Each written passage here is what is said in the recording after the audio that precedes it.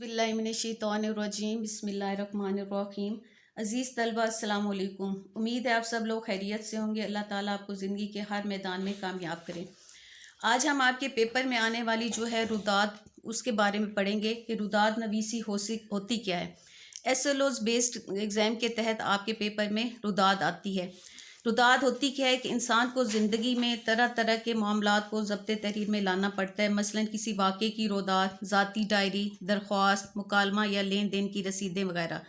यहाँ हम रुदात के बारे में पढ़ेंगे कि रुदात जो है अदालती कार्रवाई, मुकदमे की कैफियत को भी कहते हैं।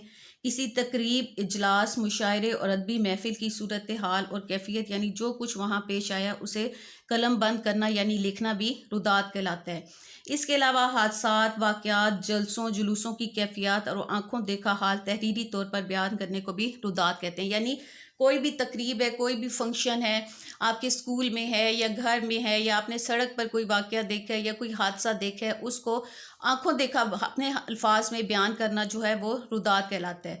रुदात नवीसी के भी असूल होते हैं जिन पर आप अमल करके एक बेहतरीन रुदात लिख सकते हैं।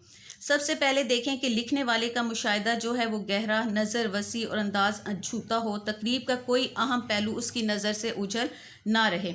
जलसे की नौइयत, तारीख़, मकाम, हाज़रीन और मुकर्ररीन का ज़िक्र उसमें ज़रूरी होता है। मुकर्ररीन की तकरीरों के अहम नकात, शायरों के वो अशार जिन पर दाद मिली हो और जनाब सदर के ख़यालात का जो है वो हुस्न तरतीब, हुस्न अदा के साथ उसको पेश करना। रुदात में वाक़ियत होनी चाहिए, इसमें हुस्न अदा होना चाहिए, मगर इस कदर ज़्यादा नहीं कि रुदात एक मजमून मालूम हो। आगाज़ का पैराग्राफ मौजू की मुनासबत से तारफ़ी हैसियत का होना चाहिए। अंदाज सादा और पुरवकार होना चाहिए। एक रुदात नवीस जो होता है यानी जो रिपोर्टर होता है, जो बयान कर रहा होता है, उसको अपनी राय, तबसरे या तनकीद से गुरेज करना चाहिए, बल्कि ये बताना चाहिए कि सामीन का किसी मुकर्रर शायर या अदीब के बारे में मजमूई तासुर क्या था। अब हम एक रुदात का देखते हैं जो आपके स्कूल में जैसे होती हैं। योम आज़ादी की होगी, योम इकबाल की होगी, योम कायद आज़म की होगी। तो हम आज जो है योम कायद आज़म की जो है रुदात वो देखेंगे। और इसी तरह जो है आप योम इकबाल की भी लिख सकते हैं, योम कायद आज़म की भी, योम आज़ादी, योम इकबाल, यानी जो भी आपके स्कूल में होती हैं रुदात, सॉरी तकारीब, उनका आप रुदात लिख सकते हैं। तो ये देखें, आज हम करेंगे योम कायद आज़म की रुदात।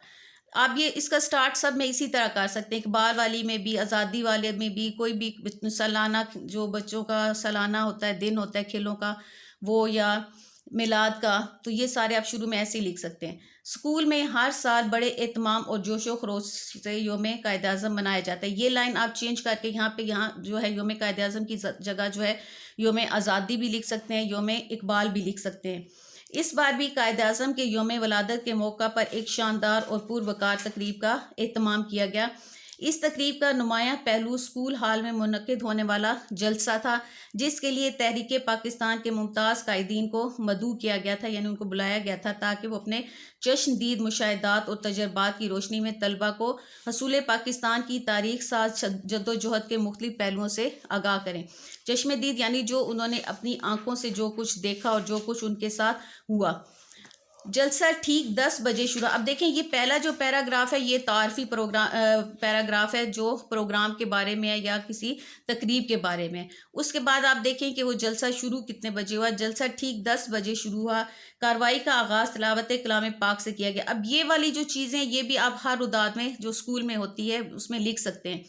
सदारत के फ़राइज़ स्कूल के प्रिंसिपल साहिब ने अंजाम दिए। स्टेज सेक्रेटरी का फ्रीज़ा स्कूल के सीनियर टीचर जनाब सुलेमान बशीर ने संभाला। मुकर्रिरीन को खिताब की दावत देने से पहले स्टेज सेक्रेटरी ने जामे अंदाज में कायद आज़म की सीरत व किरदार और इनके अफकार पर रोशनी डाली। इसके बाद वो एक एक करके दूसरे मुकर्रिरीन को तकरीर की दावत देते रहे। मुकर्रिरीन ने बहुत खूबी से तहरीक पाकिस्तान के मुख्तलिफ मराहिल पर रोशनी डाली। इनकी तकरीरों से पूरी तरह वाज़े हो गया कि बरे सगीर के मुसलमानों को ये समझने में देर ना लगी कि वो तारीख़ के ऐसे मोड़ पर आ पहुँचे हैं जहाँ उनकी मौत व हयात का फ़ैसला होने वाला है। अगर उन्होंने तहरीक पाकिस्तान का साथ अपने पूरे अज़्म और इस्तकामत से ना दिया तो मुखालिफ कौमें इनकी कौमी हस्ती को मलियामेट करके रख देंगी। अब ये दरमियान वाला पैराग्राफ है जिसके बारे में हम रुदात लिख रहे हैं, उसके बारे में आपने बताना है। फिर तीसरा जो एंड वाला पैराग्राफ होता है जिसमें इख्तिताम होता है, उसमें आप देखें कि स्कूल के तलबा के जहन नशीन हो गया कि उनके आबा अजदाद ने हसूल पाकिस्तान के लिए बेमिसाल कुर्बानियाँ पेश की। ये उन्हीं कार फैस है कि आज हम कौमों की बरादरी में सर उठाकर चलने के काबिल हैं। जनाब सदर ने आखिर में अपने इख्तितामी कलमात मुअज़्ज़िज़ मेहमानों, मुकर्ररीन और हाज़रीन जलसा का शुक्रिया अदा किया और इजलास के इख्तिताम का ऐलान किया गया। इसी तरह जो है आप बाकी जो रुदात हैं जो आपके स्कूल में तकारीब मुनक़िद होती हैं उनका शुरू में भी आप इसी तरह लिख सकते हैं। थोड़ा सा आप उसका रद्द-बदल कर सकते हैं कि जिस मौजू पर आपको रुदात लिखने के लिए दी गई है उसका आपने लिख देना है। फिर आपको उसके बारे में पता होना चाहिए, जैसे अल्लामा इकबाल है तो उनके बारे में आगाज़ ऐसे ही करना है कि जलसा ठीक 10 बजे शुरू हुआ, कार्रवाई का आगाज़ ज़ाहिर है हर जो है तकरीब उसका आगाज़ जो स्कूल में होता है तलावत कलाम पाक से, फिर नात पढ़ी जाती है, फिर जो सेक्रेटरी साहब हैं वो बारी बारी जो है वो बुलाते हैं। तो ये दरमियान वाला पैराग्राफ आपने उसके बारे में लिखना है और एंड पे आपने जो इख्तिताम है उसमें बताना है कि किस तरह जो है वो आखिर में मेहमान ख़ुसूसी है उन्होंने अपने जो है जो भी उसके बारे में था, जिसके बारे में मौजू है उसके बारे में अपने ख़यालात का इजहार किया और फिर कैसे मेहमानों की तवाज़ु चाय के साथ की गई, ये एंड पे ये आप हर जो स्कूल में तकरीब होती है उसके बारे में लिख सकते हैं। उम्मीद है आप लोगों को तकरीब इसकी रुदात की समझ आ गई होगी और आप इसको अपने अल्फाज में लिख सकते हैं।